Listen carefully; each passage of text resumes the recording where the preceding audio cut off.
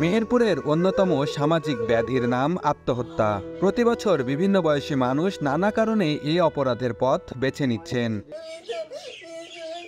গত 4 মাসে জেলায় আত্মহত্যার ঘটনা ঘটেছে 38টি। পরিবারের সদস্য হারিয়ে শোকাহত স্বজনরা। তারা বলছেন আত্মহত্যা কোনো সমস্যার সমাধান হতে পারে না। একজন ব্যক্তি আত্মহত্যা করে বিপদে ফেলেন পরিবারের অন্য সদস্যদের। পেঁয়াজে লস খাইছে, তারপরে অনেকটা দেনা ছিল, দেনায় জর্জরিত হয়ে আমার আব্বা মারা যায়। ঋণ ছিল, দিনা শোধ করতে পারিনি, সেই চিন্তা ভাবনা করে সে বিষ খেয়েছে। একটা জিনিস এরম করে যায়, সে কোনোদিনই ভালো থাকে না, সুখে থাকে না। তার ভেতরে যে বাপ আল্লাহ ছাড়া আর মা বাপ ছাড়া কেউ বলতে পারে না যে ভেতরে কি আছে।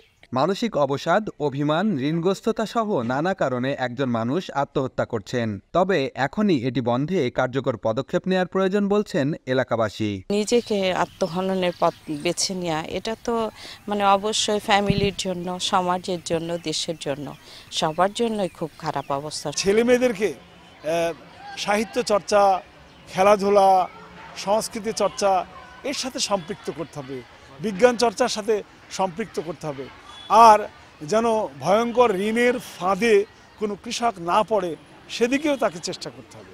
আত্মহত্যার বিরুদ্ধে জনসচেতনতা বাড়াতে কাজ চলছে বলে জানায় জেলা প্রশাসন। আমি বিভিন্ন শিক্ষা প্রতিষ্ঠানে যাচ্ছি, শিক্ষা প্রতিষ্ঠানে গিয়ে শিক্ষা প্রতিষ্ঠানের যে শিক্ষার্থী আছে, শিক্ষক আছে, মাঝে মধ্যে তাদের অভিভাবকদেরকে নিয়ে আমরা সমাবেশ করি, সেখানেও আমরা এই বিষয়গুলো তুলে ধরি। পুলিশের তথ্যমতে চলতি বছরে জুন থেকে সেপ্টেম্বর পর্যন্ত মেহেরপুরের 3টি থানায় 79টি অপমৃত্যু মামলা রেকর্ড করা হয়েছে, যার প্রায় 50%ই আত্মহত্যা।